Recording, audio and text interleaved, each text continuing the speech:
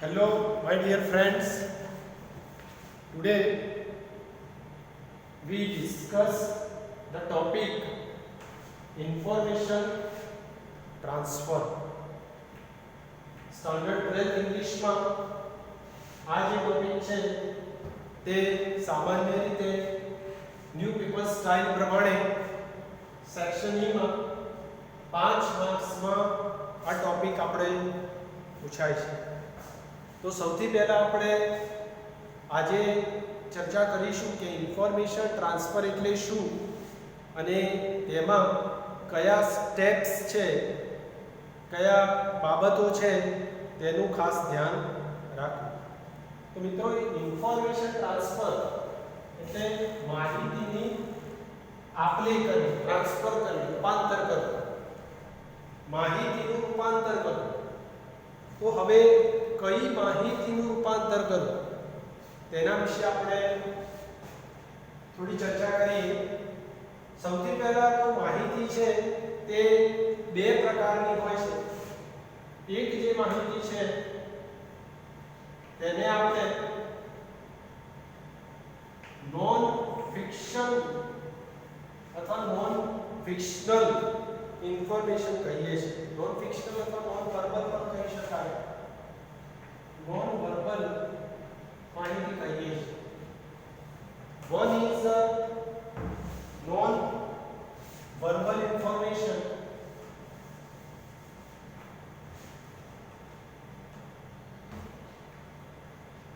Another is verbal information. બે પ્રકારની માહિતી હોય છે. એક હોય છે નોન વર્બલ, બીજી માહિતી હોય છે વર્બલ ઇન્ફોર્મેશન. ફંક્શનની અંદર ઘણા પ્રકારની માહિતી હોય છે. There are several information in our functional grammar. There are many functions in our language. હવે એક જે ફંક્શન છે એમાં નોન વર્બલ માંથી વર્બલમાં માહિતીને રૂપાંતર કરવું. નોન વર્બલ એટલે જેને આપણે વાક્ય વગરની માહિતી કહીએ. નોન વર્બલ ઇન્ફોર્મેશનમાં કેવું હોઈ શકે? તો નોન વર્બલ ઇન્ફોર્મેશન માં સામાન્ય રીતે ઓછી જગ્યામાં ઘણી માહિતી, ઓછી જગ્યામાં ઘણી માહિતી. નોન વર્બલ ઇન્ફોર્મેશન કઈ કઈ હોઈ શકે? આ પ્રકારની માહિતી વિવિધ સ્વરૂપે રજૂ કરી શકાય. ઉદાહરણ તરીકે ચાર્ટના સ્વરૂપે રજૂ કરી શકાય. Table, map, graph, figure. Non verbal information એટલે ચાર્ટ સ્વરૂપે આપી શકે, ટેબલ સ્વરૂપે આપી શકે, મેપ સ્વરૂપે આપી શકે, ગ્રાફ અને ફિગર સ્વરૂપે આપી શકે. તો આ જે માહિતી છે ખૂબ જ ઓછી જગ્યામાં ઘણી બધી માહિતી આપી. Non verbal information presents as chart, table, map, graph અને figure. આવી માહિતી આપી હોય આને આપણે ઇન્ફોર્મેશન જ કહીએ છીએ. આવી ઇન્ફોર્મેશન આપી હોય તેને વર્બલ ઇન્ફોર્મેશનમાં ટ્રાન્સફર કરવું. એટલે કે નોન વર્બલ ઇન્ફોર્મેશનમાંથી વર્બલ ઇન્ફોર્મેશનમાં રૂપાંતર, તેને ઇન્ફોર્મેશન ટ્રાન્સફર કહેવાય. વર્બલ ઇન્ફોર્મેશન એટલે શું? તો વર્બલ ઇન્ફોર્મેશનમાં ભાષા શાબ્દિક રીતે રજૂ થાય. ભાષા શાબ્દિક સ્વરૂપે રજૂ કરી શકાય. વર્બલ ઇન્ફોર્મેશનમાં ભાષાને આપણે શાબ્દિક સ્વરૂપે રજૂ કરીએ. શાબ્દિક સ્વરૂપે એટલે માનો કે કોઈ ફિગર આપી હોય તો ફિગરને આપણે શબ્દોમાં રૂપાંતર કરવું પડે. તો એની લિમિટ પણ છે. આપણે એને 80 વર્ડ્સમાં ટ્રાન્સફર કરવું પડે. ટૂંકમાં નોન વર્બલ ઇન્ફોર્મેશનને 80 શબ્દોમાં શાબ્દિક ભાષામાં વાક્યોના સ્વરૂપમાં જે ટ્રાન્સફર કરવાની પ્રક્રિયા છે તેને આપણે ઇન્ફોર્મેશન ટ્રાન્સફર કહીએ છીએ. આટલું સરળ છે.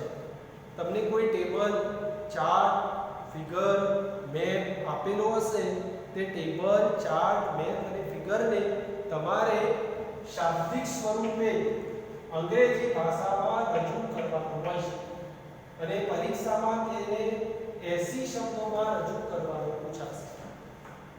You are asked to transfer into 80 words. તો આપણે એને 80 શબ્દોમાં રજૂ કરવાનું પૂછાય છે. બરોબર. ટૂંકમાં તમને પ્રશ્ન છે એ ગ્રાફ સ્વરૂપે, ટેબલ સ્વરૂપે, પાઈ ચાર્ટ, ડાયાગ્રામ, મેપ એવા કોઈ પણ સ્વરૂપે આપેલો હશે તેને તમારે 80 શબ્દોમાં કન્વર્ટ કરવાનું પૂછાશે. હવે તમારે કન્વર્ટ તો કરવાનું છે, પણ એ કન્વર્ટ કરવા માટે થોડી બાબતોની ધ્યાન રાખવું પડશે. સૌથી પહેલા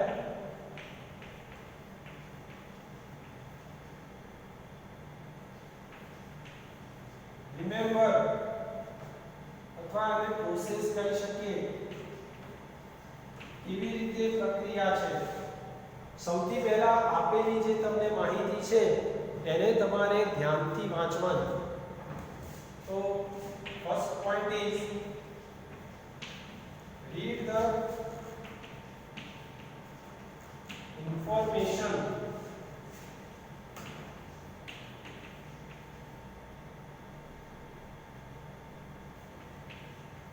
properly and attentively. Read the information properly and attentively. તમને જે કઈ માહિતી આપી છે એ માહિતીને તમારે યોગ્ય રીતે અને ધ્યાનપૂર્વક વાંચવાની. સેકન્ડ, તમારે નક્કી કરવાનું કે કયા ટેન્સમાં માહિતી લખવાની છે, કયા ટેન્સમાં માહિતી આપી છે. તો decide that in which tense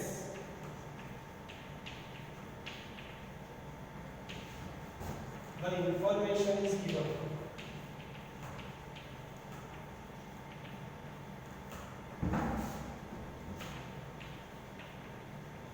And transfer in proper tense. તમારે નક્કી કરવાનું કે માહિતી કયા કાળમાં આપી છે. સપોઝ કોઈ મેચનો સ્કોર છે તો એ મેચનો સ્કોર જનરલી ભૂતકાળમાં જ હોય, સિમ્પલ પાસ્ટ ટેન્સમાં હોય. તો તમારે આખી માહિતીને ભૂતકાળમાં કન્વર્ટ કરવી પડશે. સપોઝ પ્રેઝન્ટમાં આપી હોય, રોજબરોજની કોઈ ક્રિયા આપી હોય તો આખી માહિતીને વર્તમાન કાળમાં કન્વર્ટ કરવી પડશે. તો સૌથી પહેલા તમારે ઇન્ફોર્મેશનને વાંચવી. વાંચ્યા પછી ફરજિયાત ટેન્સ નક્કી કરવું. ફરજિયાત તમારે ટેન્સ ડિક્લેર કરવું કે પ્રેઝન્ટમાં છે, પાસ્ટમાં છે કે ફ્યુચરમાં છે.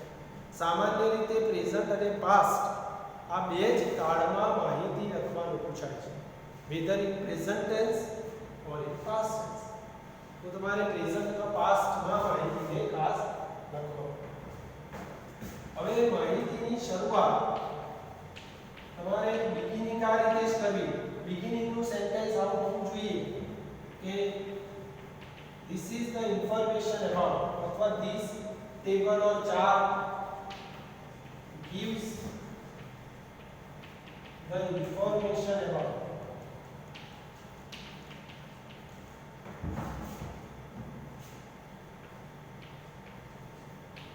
જે માહિતી આપી હોય તે લખવી. અહીંયા તમારે table, chart, map, figure, diagram જે કંઈ આપ્યું હોય તે લખવું. સપોઝ ટેબલ સ્વરૂપે માહિતી આપી હોય તો લખી શકાય this table gives the information about. પછી તમને જે માહિતી આપી હોય તે માહિતીને શરૂઆત અહીંયા કરી શકો. Suppose about the match score તો તમે લખી શકો this table gives the information about the match score of this cricket match. તે રીતે તમે માહિતીની શરૂઆત કરી શકો. પછી ખાસ ધ્યાન રાખવું કે આ ઇન્ફોર્મેશન ટ્રાન્સફરમાં ડિગ્રી ઓફ કમ્પેરિઝન નો યુઝ કરો.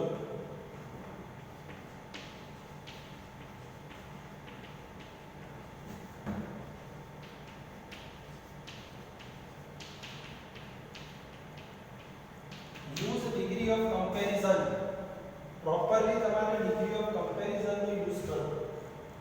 એટલે પોઝિટિવ, કમ્પેરેટિવ અને સુપરલેટિવ ડિગ્રી મોસ્ટ ઓફ આમાં વધારે ઉપયોગ થતો હોય તો માહિતી પ્રમાણે સરખામણી ખાસ કરવી તો એ માહિતી તમારી પ્રોપર હોઈ શકે. તો મિત્રો આ પોઈન્ટ્સ તમારે રિમેમ્બર કરાવવા, પ્રોસેસ યાદ રાખવી. પહેલા માહિતીને વાંચો, સમજો, પછી માહિતીમાં ટેન્સ છે પ્રોપર ડિસાઈડ કરો, વાક્યની શરૂઆત, પેરેગ્રાફની શરૂઆત આ રીતે કરો અને ખાસ use the proper degree of comparison. Degree of comparison નો ઉપયોગ કરો. બરોબર છે. આ આપણે ખાલી પ્રક્રિયા સમજી. હવે એની એક આપણે પ્રેક્ટિસ કરી. આ ટોપિક 11th સ્ટાન્ડર્ડમાં પણ ભણી ચૂક્યા છીએ. હવે એની પ્રેક્ટિસ આપણે વર્કબુક પેજ નંબર 137 ઉપરના પહેલા પ્રશ્નથી કરીએ. Workbook page number 137.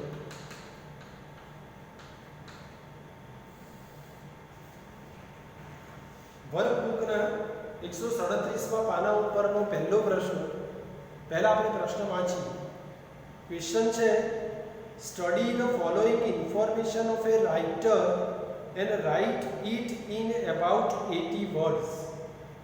મીન્સ નીચેની માહિતી એક લેખક વિશેની છે. એ લેખક વિશેની માહિતીને 80 શબ્દોમાં રૂપાંતર કરો. હવે આ માહિતી જે છે તે નોન વર્બલ છે, ટેબલના સ્વરૂપે આપેલી છે. એ ટેબલના સ્વરૂપેની માહિતીને તમારે શાબ્દિક સ્વરૂપે 80 શબ્દોમાં રજૂ કરવાની છે. શાબ્દિક સ્વરૂપે 80 વર્ડ્સમાં માહિતીને ટ્રાન્સફર કરવાની છે.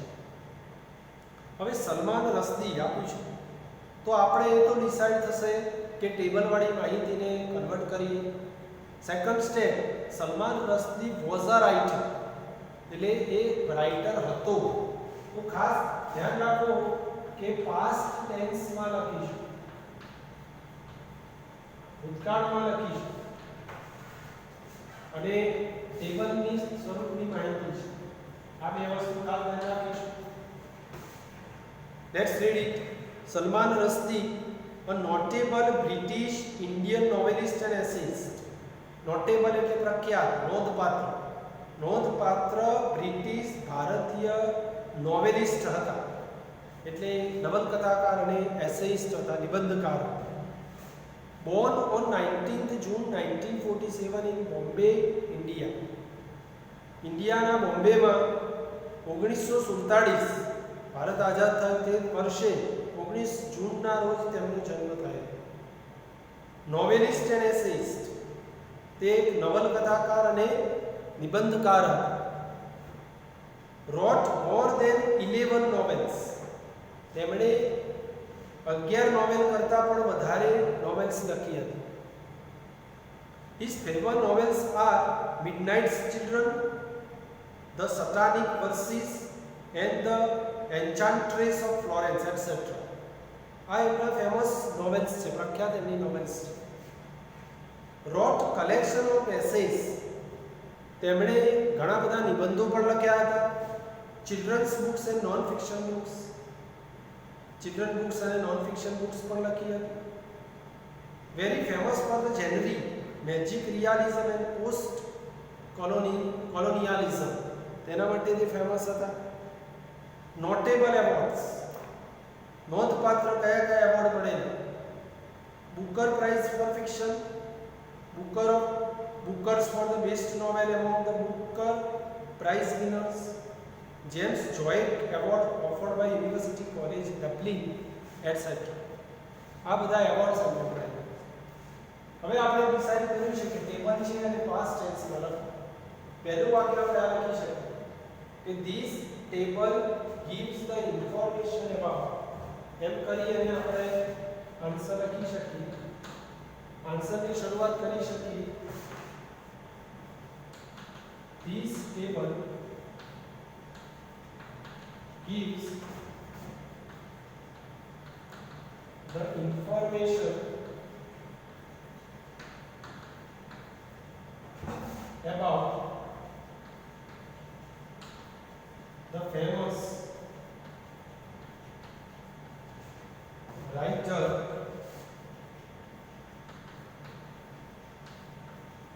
Salman Rushdie.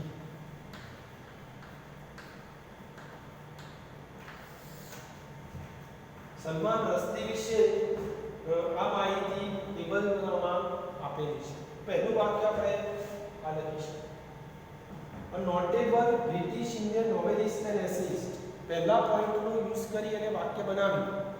વાક્ય બનાવતી વખતે ફક્ત આગળ આપણે he was એટલું જ લખવાનું છે. કર્તા અને ક્રિયાપદથી વાક્ય બને. સેન્ટેન્સ મેક કરવું હોય તો સબ્જેક્ટ અને વર્બની જરૂર પડે. તો આપણે મિત્રો આમાં he was એટલું લખીએ. He was a notable British Indian novelist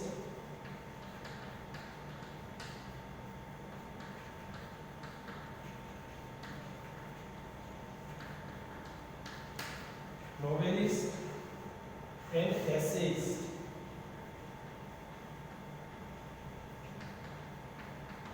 પહેલા પોઈન્ટ ઉપરથી વાક્ય લખ્યું એમાં ફક્ત આપણે he was એટલું ઉમેરવાની જરૂર પડશે. Second point, born on 19 June 1947 in Bombay, India. આમાં પણ ફક્ત he was એટલું ઉમેરવાનું. જન્મ્યો હતો એ પેસિવ વોઇસમાં જ લખાય. તો ફક્ત આપણે he was એટલું ઉમેરીશું. He was born on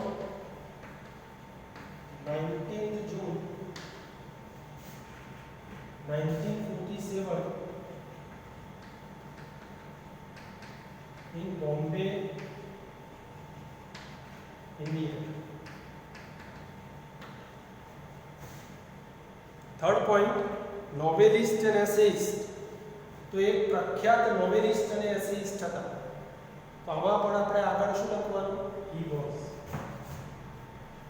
He was a renowned એટલે પ્રખ્યાત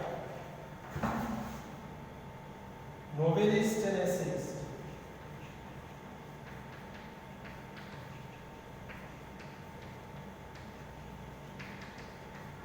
He was a renowned novelist and essayist. Wrote more than 11 novels. ખાલી આગળ આપણે he લખવાનું. He wrote more than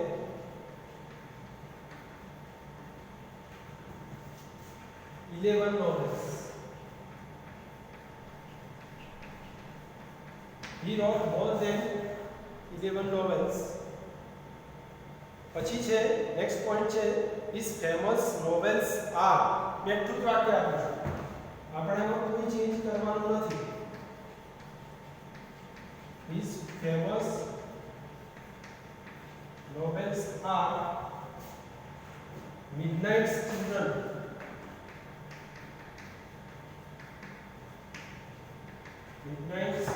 ત્યાંથી શરૂ કરી કેટલું જ આપ્યું છે આપણે એને એટસેટ્રા સુધી લખવાનું. અહીંયા ડેશ કર્યું છે પણ તમારે આખું વાક્ય લખવું સમજાવવા માટે છે માટે. પછીનો પોઈન્ટ છે wrote collection of essays, children books and non fiction books. આપણે લખી શકીએ તેણે લખ્યું હતું તો ખાલી he ઉમેરવાનું છે. he wrote collections of essays,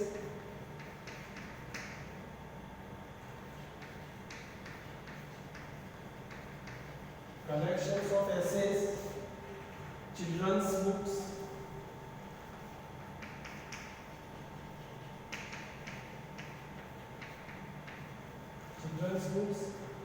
and non-fiction books.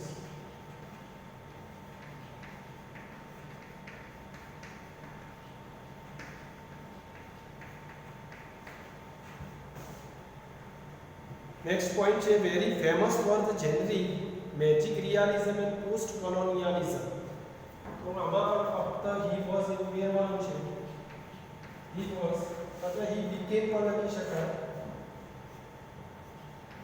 He became very famous for the genre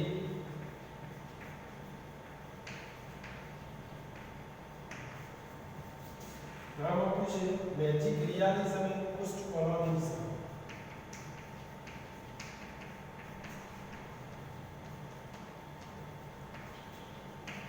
magic realism and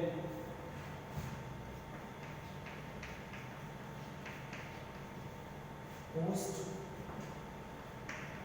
કોલોનિયલિઝમ. Last છે Nobel notable awards. Booker prize for fiction, Booker of Bookers for the best novel. ટૂંકમાં એને જેટલા પણ નોંધપાત્ર award મળ્યા છે તે કોઈ પણ વ્યક્તિને એવોર્ડ મળવા મેળવવા એને ગોટ કહેવાય, ગેટનું ભૂતકાળ. તો આપણે અહીંયા ફક્ત આગળ he got એવું કહેવાનું છે. he got notable awards like Booker Prize, Booker Prize for Freedom,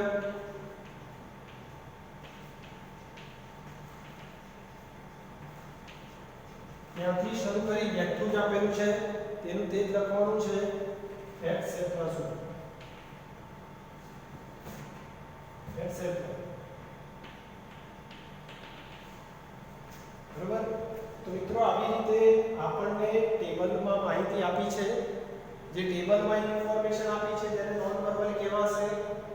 non verbal ઇન્ફોર્મેશનને આપણે વર્બલ ઇન્ફોર્મેશનમાં એટલે કે એ ભાષાને શાબ્દિક સ્વરૂપે આપણે રજૂ કરવાની છે. આપણે શાબ્દિક સ્વરૂપે વાક્યોમાં, સરળ ભાષામાં, સાચા કાળમાં, સાચા વાક્યોમાં આપણે રજૂ કરી છે. તો આ માહિતીને આપણે વર્બલ ઇન્ફોર્મેશન કહી શકીએ. તો આ એક ટેબલ આપ્યો છે.